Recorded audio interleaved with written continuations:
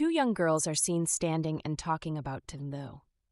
Our girl, Lady Yuria Primrose, who is walking towards them from distance. They talk about her return with wealth. She did very well in her business and achieved success. They know that everyone in the empire have heard that story. As our girl walks by, she's also the topic of discussion amongst some noble men. She's a young lady that left her family and made it on her own. She has even been listed among the top 10 economic leaders who rule the empire. And on top of that, she's even ranked first. The young ladies still continue talking. One of them admires her dress, which has jewels on top. This kind of jewels can only be afforded by wealthy people. The other replies that our girl is naive, that there's no way those jewels are real. Our girl, who has reached them already, hearing the last sentence, interjects. She tells them that the jewels are real, that everything she is wearing are made of real jewels. They prostrate and greets her. She explains to them that her company goes beyond just selling cosmetics, that they have officially partnered with the Imperial Trading Guild and have started trading jewelry as well. She looks at one of them and comments that her skin looks dry. She advises her to visit her company, and she will recommend a moisturizing product that will suit her skin. She tells her that it's made of her blessing abilities, so the effectiveness is guaranteed. The lady thanks and apologizes for what she said earlier, blaming it on a slip of tongue. That she only assumed that a lady like her wouldn't know much about business. Our girl tells her that she have been interested in business since she was young. She continues, saying that she's not surprised that she doesn't know, considering the fact that she's not usually paid much attention to, that she's always seen as Lyrica dull elder sister, yet she's here taking about her for a while, as if she knows her. The lady immediately apologizes, begging our girl to give her another chance to explain. Our walks away. If she have spoken this way in the past, it would have caused an uproar. But even the proud nobles are no exception in the face of wealth. She was born as the eldest daughter of the Primrose ducal house. Above her is her elder brother, Jikisen, and below her is her half-sister, Lyrica. These two siblings were part of her life. Lyrics entered the ducal house despite being an illegitimate child, but her naturally bright personality quickly won everyone's love. Before long, she was overshadowed by her, the charming illegitimate child and the aloof daughter of the lawful wife. It was a story people loved, and just like that, their lives were set in stone. But she at least had hope in the form of the blessing. It was the blessing's power that could make even dying plants and out-of-season flowers bloom, a force that truly make everything grow. At the time, a large social issue arose when the lead content in cosmetics took the life of many noblewomen. Using her ability, she created natural cosmetics, and the existence of these products caused a huge ripple, not just in high society but across the entire empire. Just like that, she, the ugly duckling of the ducal family, applied her abilities to business, and have returned as the empire's wealthiest. Back to present. As she walks away from the ladies, someone calls her from behind her. It's Lyrica, her half-sister. She asks our girl why she refused to contact her even for once. She adds that she has been so worried that even if she left home, that doesn't mean she shouldn't be in touch. Our girl greets her calmly, telling her that it's been a long time. Lyrica looks at her dress and sees the amount of jewels there. She is surprised by it and asks her if she really liked jewelries, adding that she sold the diamond necklace their father gave to her, so because of that, she thought she isn't fond of jewels. Our girl smiles and tells her that she doesn't want to wear what Duke Primrose gave to her anymore. Her sister is surprised that she addressed their father by his name. She chides her, saying that even if their father scolded her, it doesn't really justify her behavior. She adds that our girl is still so cold to her family, that she regrets expecting her change. Our girl looks at her. The one who hasn't really changed is Lyrica, the weak, submissive, illegitimate child, and her, the legitimate daughter who treats her harshly. That have always been the picture Lyrica have painted behind her back. Her father shows up immediately, telling her that her half-sister is right, that it's not right for her to call him Duke and still treat him like a stranger. He continues, saying that he knows she doesn't like him, But the bond of family isn't something one can just cut off just because one dislike it. Offering her his hand, he tells her to take it so that he will escort her. Yuria looks at him speechless. She wonders why everyone is still the same. No one is able to prove her wrong. Someone calls her from behind. It's her brother.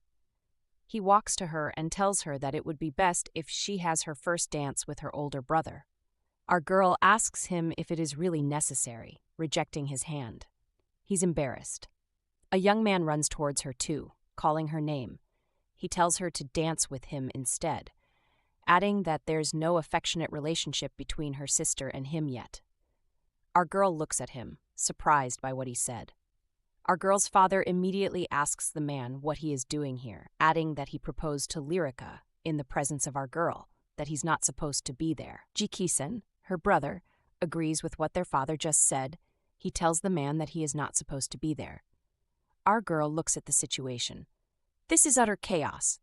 She wonders if they don't think about how they treated her before her success, cheating on her with her younger sister. Her father always protecting Lyrica while only yelling at her, and in the end, her father even tried to poisoning her, after all of these. She wonders if they think they have the right to extend a hand up her now. She feels that is too shameless. Finally, she speaks up. She tells them she already have a partner. Everyone's surprised. Someone calls her name, apologizing for coming late. Our girl replies that it is okay, that he is late because he has to do his job. Our girl turns to her family, holding the young man. She introduces them, telling them to leave her alone. Her rise from the ugly duckling, who was laughed at by everyone, to a swam is just beginning. She clearly remembers her death. It's late at night. She's kneeling before her father in his office. Her brother is there too. She's begging them to pardon her. They're not listening. The chilly weather and the cold floor with no warmth. And her father's voice, even colder than that. He tells her that giving her the poison is the last mercy he has, that she should make a wise choice as he doesn't want to draw his sword. She takes the cup, offering poison to one's daughter and calling it mercy. Well, instead of living like this, she decides that it'll be better if she goes to her mother who is in heaven. She takes the cup slowly and drinks it. She falls to the ground and begins to vomit blood. She wriggles in pain. Her brother tells their father that it's too merciful of him to let her die so easily, considering what she has done so far. Their father shuns him, reminding him that she is his little sister after all. He quickly disagrees, saying that from the moment Lyrica arrived, he only has one little sister. Going on, he is of the opinion that from today, they'd be no more incidents to tarnish the reputation of the Duke's family. Our girl listens to them in pains.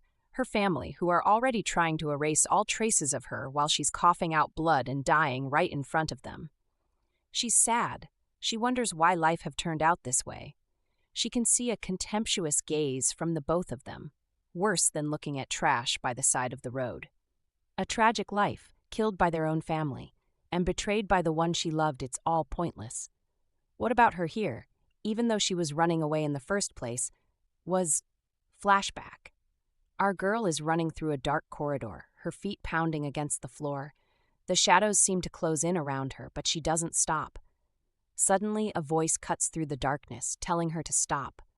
She doesn't listen, doesn't even slow down. Then a hand grabs hers, forcing her to halt.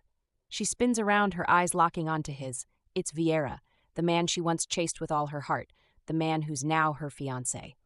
Her voice trembles as she demands to know why he would do this to her. For a moment, everything freezes. She realizes something crushing. No one in the world truly loves her. Well, no one except for one person. Her mother. But her mother is gone now, taken from her not too long ago. The love her mother gave was the only real love she had ever known. When she was young, wrapped in her mother's arms, she felt safe, happy, and free, unaware of the pain the world could bring. Back to present. She never thought she would die like this. She wonders if this is really the end. Gradually, even her vision is going down. As her consciousness faded, a forgotten memory resurfaced. Scene shows our girl in another setting. Someone drops a novel in front of her and asks her if she has read it. She asks what it is about. The girl tells her that the book is what is reigning now, that the title is Please Love the Abandoned Princess. She adds that the protagonist of the book is named Lyrica's glorious life, who suddenly became a noble lady of the Duke's family from a commoner. At first, she is looked down upon as a child born out of wedlock, but with her bright and cheerful personality, she earns the affection of her father and brother. It was a story about defeating her villainous half-sister. It's a cliched yet beautiful story. Primrose, a typical antagonist supporting character who torments the protagonist out of jealousy. Back to present. Our girl's still on the floor. She wonders why she only thought of that now, that she was the Yuria all along. This place is inside the novel she read in her past life. She should have noticed it sooner. As soon as Lyrica entered their home, she monopolized the love of her father and brother, and she gradually earned their resentment. Soon, Lyrica even turned the social circle to her side. The more she was loved, the more our girl was hated. And even her fiancé committed adultery with her and demanded to break off their engagement. Now she understands why she always hated it so much, that original novel work. Still, meeting her mother was the only stroke of luck. She cries to her mother, telling her that she will follow her. She bids goodbye to the tiresome Duke's family and her miserable life. She met such a miserable death. Scene shows a bright morning. Our girl is sleeping on the bed with her mother beside her. She wakes up slowly. A familiar voice sounds in the air. She opens her eyes fully. Her mother calls out to her. Our girl is very surprised. Her mother asks her if she is finally coming to her senses. Our girl can't believe what's going on. She wonders if this is a dream. Her mother touches her forehead in order to check her fever level. Our girl asks her mother where this place is. Her mother asks her if she is still in a lot of pain, wondering if she had a nightmare. She tells her that the doctor said as long as the fever goes down, she will be fine. Our girl is surprised. She can't believe all of those things was a nightmare. That seems unlikely. Everything was too vivid. She asks her mother if she is dead. She asks her whether they're in heaven. Her mother touches her head and comments that she must have been in a lot of pain, adding that there's no way she will die when she just turned 19. Our girl is surprised. She just turned 19? A voice calls out to their mother, announcing their presence. It's her siblings. They enter inside and greet her. Lyrica comments that she is so glad that she is awake. Our girl looks at them. She tries to remember them. Lyrica and her brother Jiki-sen. She wonders if it was a long dream. She doesn't know if she traveled back in time. Her mother is happy that her siblings are around. She tells them to watch over her while she go get the doctor. Lyrica smiles and accepts the job with pleasure. She tells her mother to take her time. Her mother steps out and locks the door behind her. Her brother, who hasn't said anything since, questions her sickness. He asks if she is pretending to be sick at her age. To him, she looks perfectly fine. Our girl is surprised by that comment. Something strikes her. She heard it before as well. When she had just recovered from a serious sickness, her brother said that same thing to her. If all of that was a feverish delusion, the pain from drinking the poison her father gave her wouldn't be this vivid. She died in the winter of her 19th year. And her mother just said she just turned 19. She wonders if she has gone back by a year, if this is really not a dream. Her brother continues, asking her if she is really sick. He tells her that he hopes she is not just faking it in order to ruin Lyrica's birthday banquet. Lyrica turns to him and asks him what he is doing. Our girl still looks on in silence. Her memory goes back to the comment her brother made while she was struggling with death because of the poison given to her by her father. That vile voice still lingers in her head. Even after going back in time, people's personality don't change. Lyrica tells him that what he said is too harsh. She turns to our girl, smiles, and tells her not to mind whatever he just said. She tells her that she's just relieved that she has woken up safely. Our girl looks at her, surprised by her outburst. She doesn't think Lyrica is relieved. Behind that angelic smile hides an endlessly wicked nature. Her mind flashes back to when she had issues with Lyrica. Lyrica had told her that she orchestrated everything.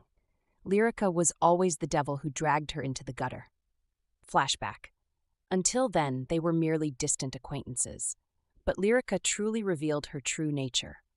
Our girl is seen sewing embroidery on clothes. Lyrica walks to her and commends her skill. She asks our girl to help her do something.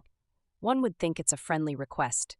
If only our girl had realized back then that it was the devil's whisper. Few moments later, our girl's father is scolding her for ripping the only keepsake Lyrica had of her mother. He continues, saying that they have tried to overlook her mistreatment of Lyrica, but it has gotten to a bad level. Our girl tries to defend herself. She tells her father that she hasn't mistreated Lyrica before, and also she didn't rip her mother's keepsake. Her father refuses to believe. He tells her that it's not possible that Lyrica would tear the keepsake by herself, and also they were servants who saw her holding it. Our girl, still trying to explain, tells him that she only embroidered it because she asked her to. She feels there's some misunderstanding. She urges Lyrica to say the truth.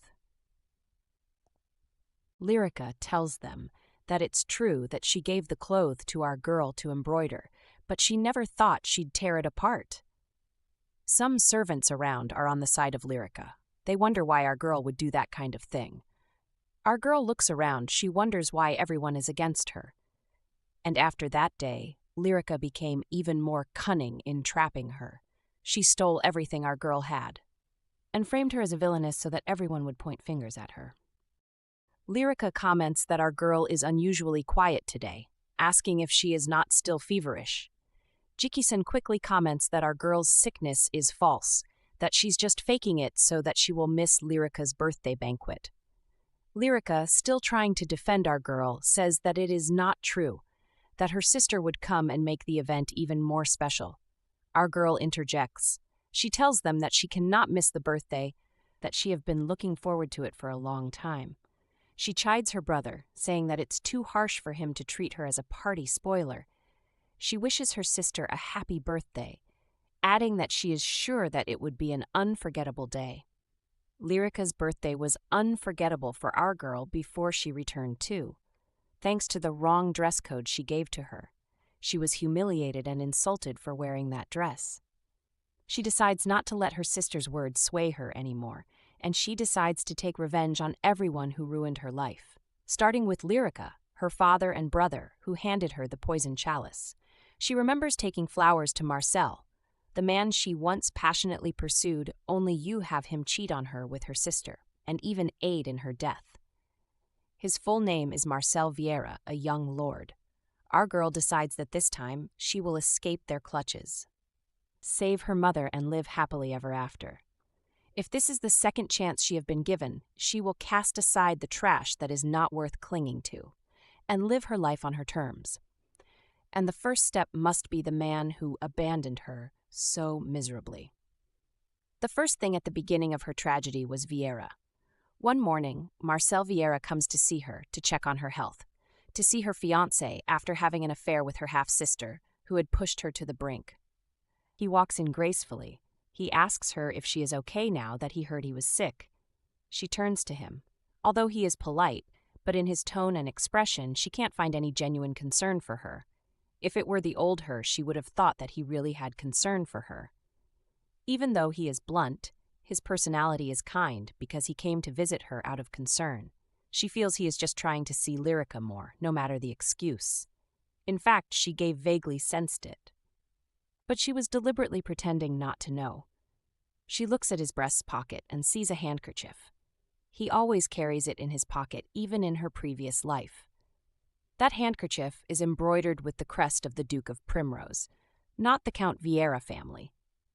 Giving and receiving handkerchief is usually an act between lovers, but that one is not something she gave him. He rather refused to accept it from her. She had once tried to give him as a sign of their engagement, but he refuses, saying it feels burdensome to carry it around. He rejected the handkerchief she offered so bluntly. Back to present. Vieira, who have been standing there for a while, comments that she must have been very hurt, that she seems quiet today. She replies that she is okay right now. The current her must seem very awkward. The version of her that used to smile foolishly and not knowing what to do is no longer here. She calls him slowly and tells him that she knows he loves Lyrica. He is surprised. He asks her what she means. He feels there's some misunderstanding. She looks at his reaction. Maybe she didn't start it well. But she can't hide it anyway. She tells him that there is no need for excuses, that she is not that foolish. He becomes furious. He tells her that she should direct her anger to him and not to Lyrica. Our girl looks at him.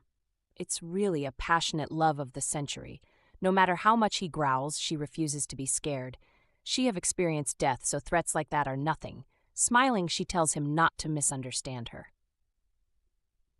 That she just wanted to say that she supports his love. He asks her what she is doing. Turning away from him, she tells him that she have been lying down sick for a while. He replies that he heard about it, that his visit was delayed because he was quite busy. So continues her story, telling him that after struggling with life and death, she started to think if she have been living too much for herself all this time. He thanks her for putting up with him, even when he acted like a child all this while. She continues, telling him that it is common for engagement parties to change within the family, but the only problem they have is that her father might not accept it. She tells him that she has a good way they could go about it, asking him if he would like to hear. She has decided in her mind to throw his life into the gutter. Later that evening, at Lyrica's birthday banquet, the hall is filled with chatter and laughter. Our girl arrives late, her entrance catching the attention of everyone. The announcer declares her presence, and heads turn to look at her. Some noble ladies sitting nearby notice her and start whispering to each other. One of them smirks and comments that she's always arriving late, acting as if she's the main character in every event. Another wonders aloud if she's trying to steal the spotlight from her sister's special day. Our girl walks confidently through the crowd, her eyes searching for Lyrica. She spots her sister near the center of the room, surrounded by guests. Raising her voice just enough, she calls out to Lyrica, apologizing for being late. Lyrica turns at the sound of her name, her eyes widening as she takes in the sight of her sister. She's clearly taken aback by the dress our girl is wearing. It's not red, like everyone else's. The surprise on Lyrica's face makes our girl smile, knowing exactly why her sister is shocked. Through the maid, Lyrica had made sure to inform her that the dress code was red and that everyone would be wearing extravagant outfits. But our girl had chosen something different, something that would make her stand out even more. She knew it would catch Lyrica off guard, and now, seeing her sister's reaction, she feels a small sense of satisfaction. Originally, the dress code was for only the birthday party main character to wear pink, while the guest would wear blue. In the end, she became the ugly sister who intentionally showed up in a flashy outfit, out of jealousy towards her. But now, she came wearing blue because she knows better. She won't be made a subject of ridicule again. However, our girl has another surprise for Lyrica. She have prepared a big birthday present for her. As Lyrica looks on, she sees someone coming. She's surprised. It's Vieira. People recognize him as our girl's fiancé, but today, he came wearing the same color suit with Lyrica. He walks closer to her, calling her name. She's surprised that he wore pink clothes. She tries to draw his attention to his dress code. She never told anyone the color of her dress. She wonders how he got to know. Some noble ladies behind her begin to gossip. They wonder why our girl's fiancé would wear matching outfits with Lyrica. They feel they both planned their outfit almost like a couple. Lyrica is speechless. She doesn't think this is good. People would definitely misunderstand. She tells him that she thinks he has misunderstood the dress code. He replies that it's not a mistake. Smiling, he tells her that after seeing the inscription on the handkerchief she gave to him, he can't stand the misunderstanding that others think it's mixed to him. Our girl who gave it to him. Lyrica is surprised. She wonders why he revealed that in a public place all of a sudden. Still standing in front of her and putting the handkerchief in front of her, he tells her that he took a lot of courage for him too, but he can't hide his feelings any longer. Kneeling down, he tells her to marry him. Our girl looks at them. In the past, her fiancé, who was crazy about, has now become her excellent puppet in this world, and the result have been quite marvelous. Later that evening in her father's office, he is very furious. He's angry with Vieira. He feels even if he wants to ignore Primrose, they should be a limit. He complains that he has made their family a laughingstock, someone that's just a newly risen noble, yet he acts this way. Our girl is sitting with her mother opposite their father. Her mother asks her if she is okay. She's silent. The scenario is a bit different from what she expected, but it's actually good. Just like in her previous life, Lyrica only utters few words. She had told Vieira her plan the previous day. She reminded him that he knows very well that the Duke is very conscious of how others perceive him, so he will find it hard to oppose an existing established relationship if people around think the parties match each other. She tells him that this is his last chance to capture Lyrica.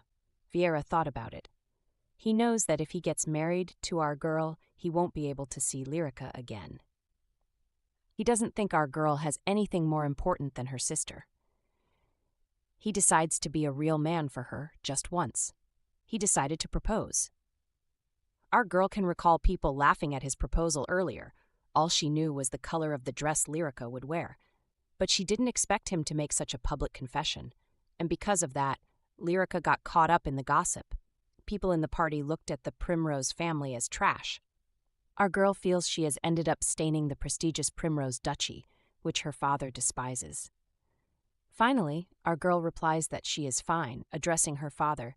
She tells him that Lyrica's love is all that matters, so she will just stay out of the way. She wonders if she should start acting now. His father tells her that it doesn't matter whose love it is, that what matters is the disgrace that have been brought to his family. She apologizes to him for the disgrace brought to the family because of her shortcomings.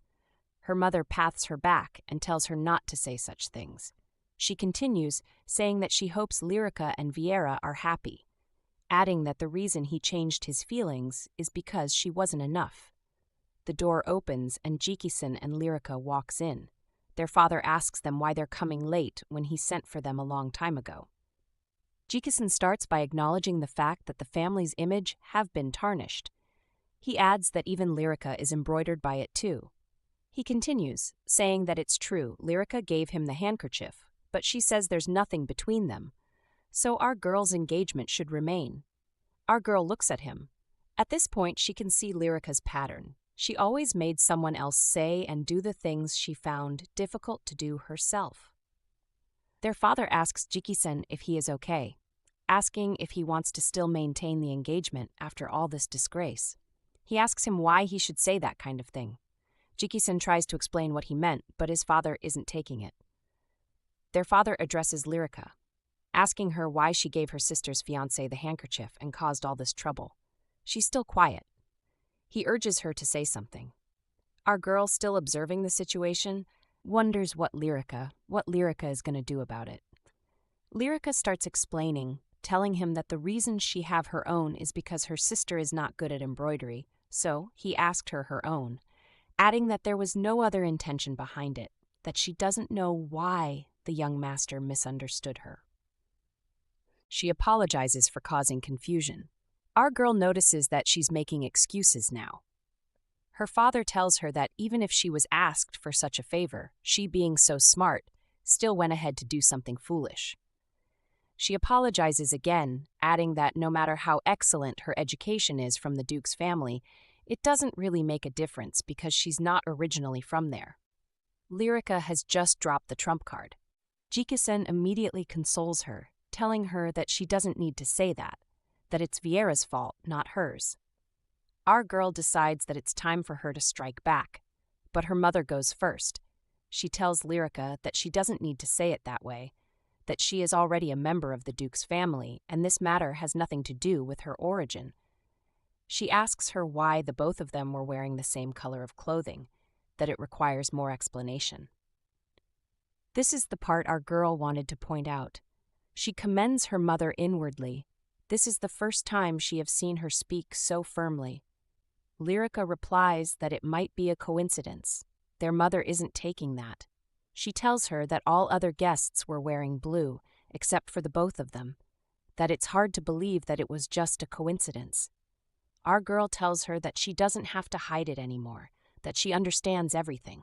Our girl feels good that Lyrica is experiencing everything she always put others through. Lyrica defends herself, saying that she really doesn't know anything about it. Jikisen becomes furious. He tells them to stop it, that the person who is getting more hurt is Lyrica.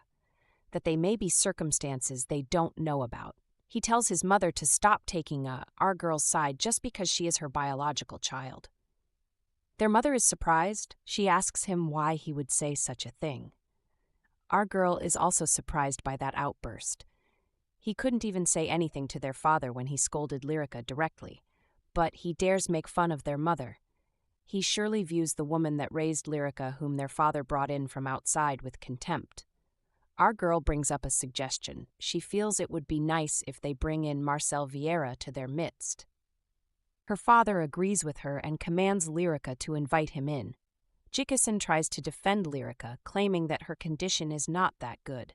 Their father immediately shuns him, telling him to get hold of himself, that this isn't something they can discuss considering Lyrica's situation. He's frustrated at the behavior of his only son. He decides to bring the young lord by himself in order to hold him accountable for his deeds. The male lead walks inside the room. Immediately, he apologizes for the fuss he caused earlier, adding that he knows he is not worthy of the Duke's attention because he is just a mere count's son. He goes ahead telling the Duke that his feelings for Lyrica is real, and he begs for blessing. Lyrica looks at him. She can't believe what he is saying. She quickly tells her father that that is just the male lead, one-sided claim.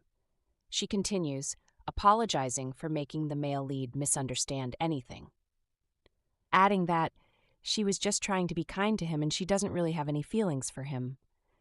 The male lead can't believe his ears. He immediately rebuts it. Our girl smiles. Her plan is working. As expected, Lyrica is quick to cut ties. This is the first time she have seen Lyrica so anxious. Well, she have caused others to fall into trouble, but she has never been in the position where she is the one trapped. The male lead asks Lyrica what that handkerchief was all about. She's silent. He adds that she knows very well what the meaning of that handkerchief is. She quickly replies him that it's because he asked her for her handkerchief, saying that her sister's embroidery skills is not good. He tells her that he remembers what she said to him when she gave him the handkerchief. She had told him that she loved him, but because of her sister, they can't be together. That she's sad, but will always cherish her feelings for him. He reminds her of this. Everyone in the room is surprised. They asks her what she meant by that. Lyrica is speechless. She doesn't know what to do. Finally, she thinks of something. She tells them that the male lead is lying, that he is just so upset that he is making things up. She begs her father to believe her, that she never said that. Our girl looks at the situation. It's really causing such a stir. She hasn't even done the main thing. The male lead asks Lyrica if she is afraid of our girl, that she shouldn't worry because she has blessed them. Lyrics covers her face in shame. She doesn't know what else to say. Immediately, our girl's mother interrupts them. She asks him why he is bringing out our girl's name into the matter. She feels he should be apologizing to our girl for whatever happened, and not to start using her name to tell lies. She feels he doesn't have conscience.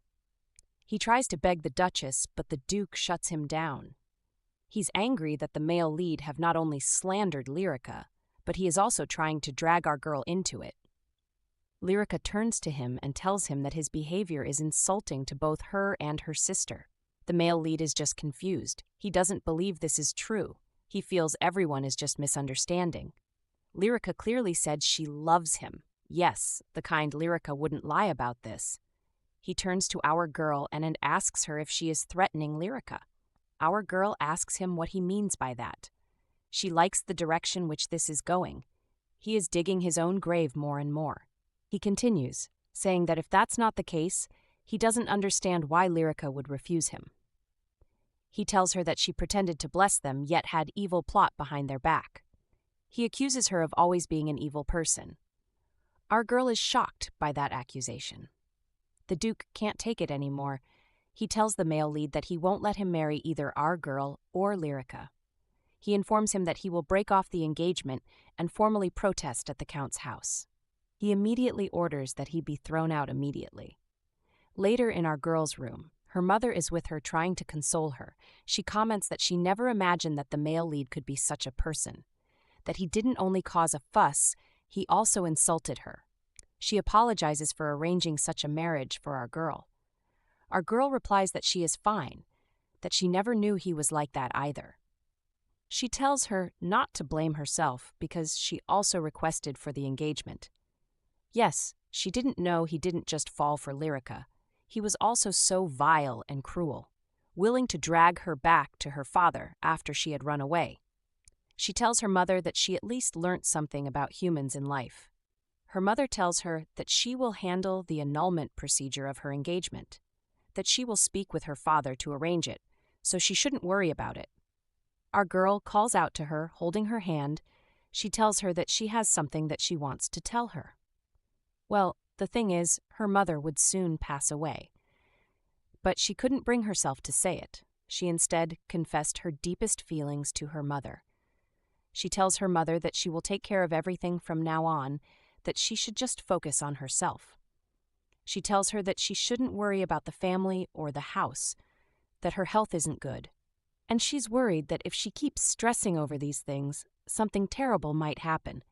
She's worried that she must have caused her a lot of worry. Her mother holds her and replies that she thought staying quiet would help her, but she was wrong. She adds that for her sake, she will be attending social gatherings more often and solidify her position so that no one would be able to touch her. Our girl looks at her, grateful. Before she turned 20, she died of lead poisoning. Since this world is slow in technological development, lead is still used in cosmetics, so it's not uncommon for lead poisoning to be the cause of the death for noble women.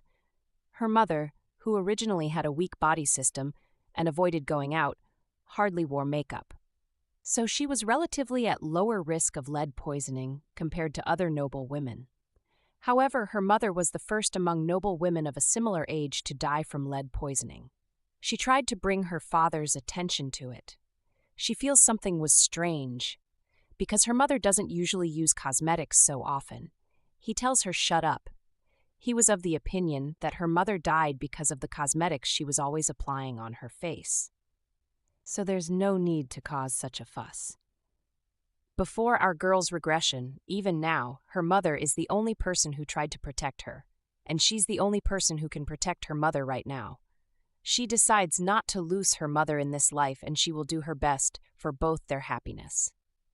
Since the commotion, Lyrica have not shown her face in front of our girl. Her brother also seems to be intimidated, so there were no more pointless provocations like before. Thanks to that, she was able to spend time with her mother and look around. So one evening, they're having tea in the garden. She asks her mother if she will like to follow her to an upcoming festival. Her mother quickly agrees. They're both happy. Our girl withdraws a little. She's deep in thoughts. The more happiness continues, the more anxious she became, knowing that her mother's death was not far away. If her mother's death is a result of someone's plan.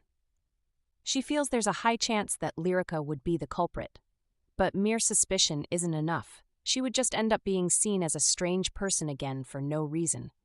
She feels that she needs to find a way to stop whoever the culprit is. But there's no one to ask for help, and it's frustrating. Her mother sees her countenance and asks her what she is worried about. She immediately replies that nothing is wrong. Her mother begins to cough. She rushes to her, asking her if she is okay. She is coughing severely, almost like she is coughing our blood. When our girl looked at the dishes her mother used after she passed away in the past, there were no problems. But she wonders how she will know if someone mixed something during the cooking. An idea comes to her. She feels she needs to meet with the butler after their tea time. Later that day, the butler comes to meet them, prostrating and greeting them. The butler comes from a family that have served the Primrose for generations. He has a high sense of pride, and every employee trust and follow him. He's certainly a good person, but she feels his attitude towards her is a bit disgraceful. She wonders if it's because he sees her as a disgrace to the Primrose family name. She tells him to follow her to the kitchen. He asks her what the matter is, asking if there was something within the meal that she doesn't like. He also proves further, telling her that if there's someone he needs to scold. She tells him that she wants more than that it must be surprising to him that she wants to enter the kitchen today. She adds that if she just wanted to scold someone, she would have gone alone by now. adding that there is a good reason he wants him to accompany her. She asks for his cooperation for how. He apologizes for being too forward with his question. They begin to walk to the kitchen. There is only one reason why she is taking the butler along. It's because her reputation among the employees is not good yet. She needs to borrow the trust and influence that the butler has for now. They get to the door and he tells her to wait first. She didn't listen to him. She opens the door with a bang. The servants all turn to see her. Some shiver. Someone tells them to greet her. The head chef comes to her and asks her why she is here. She apologizing first of all for bothering them when they're busy. However, she commands all the employees to stop what they're doing right away and take their hands off the dishes. She continues, saying that they shouldn't take their eyes off her, that she needs to confirm something and wants all of them to be witnesses. The most miserable moment of her first life wasn't her last moment. It was after she lost her mother. She had locked herself in her room for 5 days and skipped meals. The maids in charge of her were afraid that she will die like her mother, and they will be put into trouble. She wants to find out what caused her mother's death and who was responsible for it, no matter what. This is something she couldn't even imagine in her former life. Standing in front of the employees, she looks around and sees the syrup her mom used to take in a pot. She feels if there's something wrong with it, it means the person responsible is among the people here. She decides not to ever allow what happened in her first life happen again. She asks if all the servants working in the kitchen are available. The head chef replies that they're complete. He asks her what is going on, that if there's something she needs, she should just let them know. She tells him that she has to do it herself, bringing out a sack containing a flower. She tells them that the only way they can help her is by keeping their eyes on him. The Duchess is surprised. The butler is also surprised by our girl's commanding disposition. Everyone around wonders what the flower she is holding is for, going towards the syrup with the flower in hand. If her research and assumptions are correct, that reaction would surely happen. She drops the flower into the pot of syrup. One maid comments that they might be poison there. The butler quickly informs her to stay out of the way and remain silent. Bakos, a resilient plant that can be found everywhere year-round. Its color is plain, and it's not often used medicinally, so it's dismissed as a common wildflower. However, when it combines with lead, a unique-smelling smoke is released, turning the lid to black, and the plant itself dissolves completely. This is the reaction that can be seen in the kitchen. Our girl is satisfied. She has found the culprit. She announces that the syrup is the one used by the Duchess. She asks them who is responsible for it. A young girl raises her hand up. Looking at her from the side, our girl asks her how long she have been doing it. She recognizes the girl as one of Lyrica's close maids. The girl replies that she have been handling it 6 months ago since she joined the household. She asks if there is any problem. Our girl asks the butler if he has seen what have happened. He says yes. She tells him to call the knights and have the girl arrested, that she's the culprit that tried to murder the Duchess. Everyone is surprised by what she just said. She goes ahead to explain to them that the flower she just put inside the syrup is one that produces a unique reaction when it comes into contact with lead. The maid still doesn't understand. Our girl tells her that it means that pot is made of lead. The maid is now understanding in bits. She tells our girl that they must be some misunderstanding. The butler, whose temper is rising, points at her and asks her if she understands the seriousness of the situation, that she could be charged for attempted murder. The maid begs our girl, saying that she is innocent, because the truth is, the pot was given to her by Lyrica. Flashback to when she met with Lyrica. Lyrica had acknowledged her newness in the household and offered to help her in any way she wants. The maid was impressed. She had heard of the beauty and kindness of Lyrica. Now she has met her in person. Lyrica told her that she's concerned about her since she's about her age. Probing further, she asks if there's anything that is a thing of concern to her.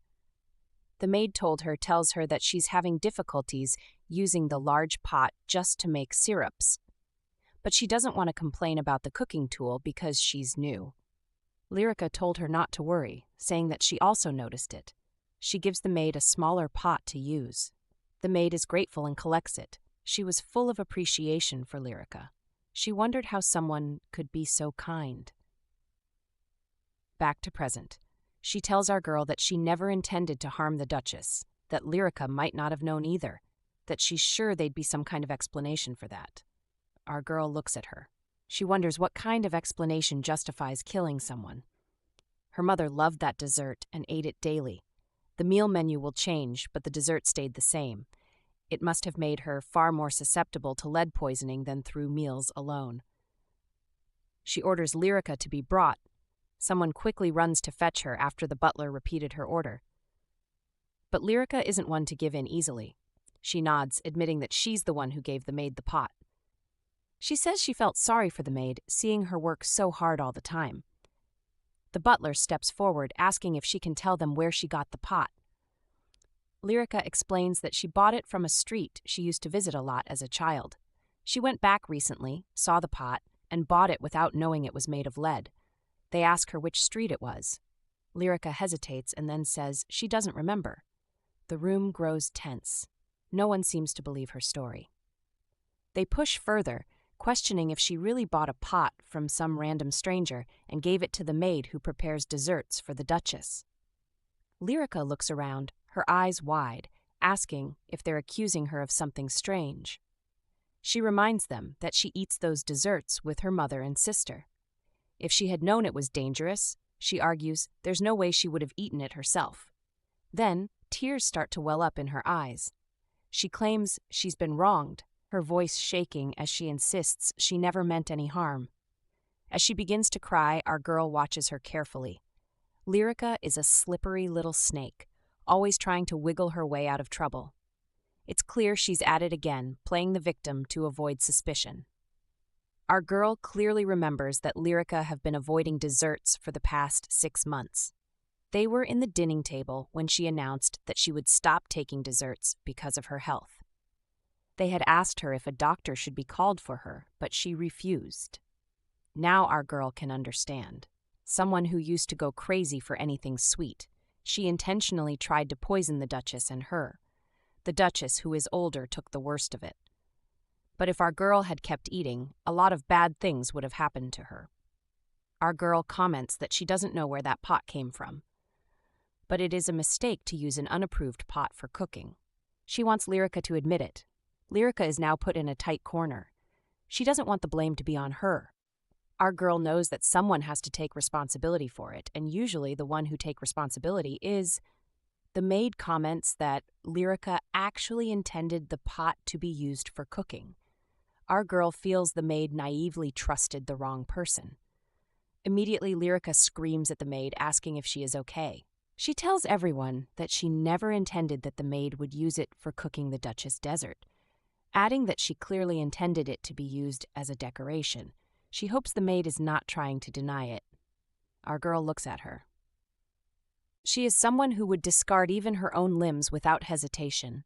In her previous life, there was nothing she didn't do for the maid.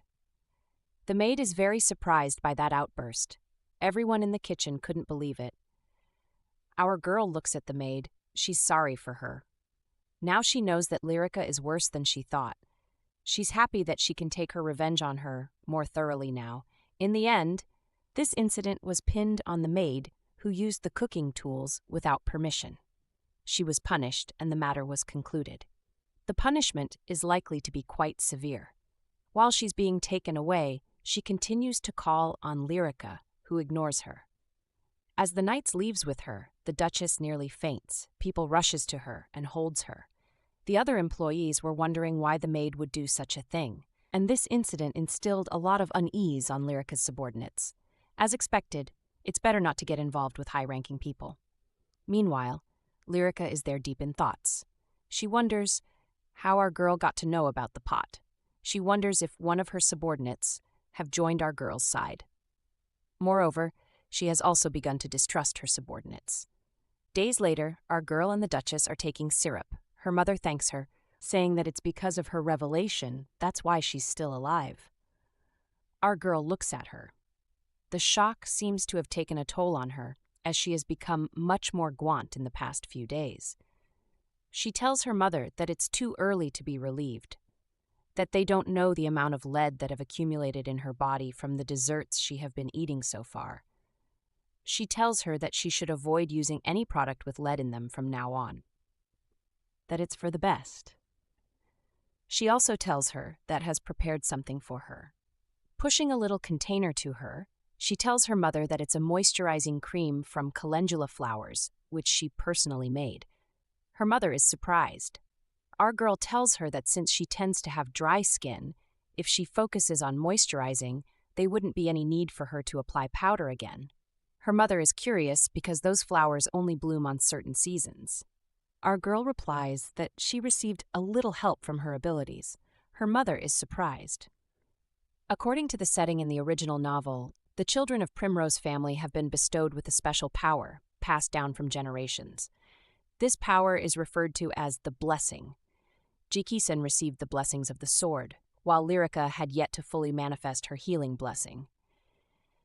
And our girl received the blessing of growth. She's seen trying to apply her abilities. She's frustrated that her abilities doesn't work on either humans or animals. Growing plants is all she can grow.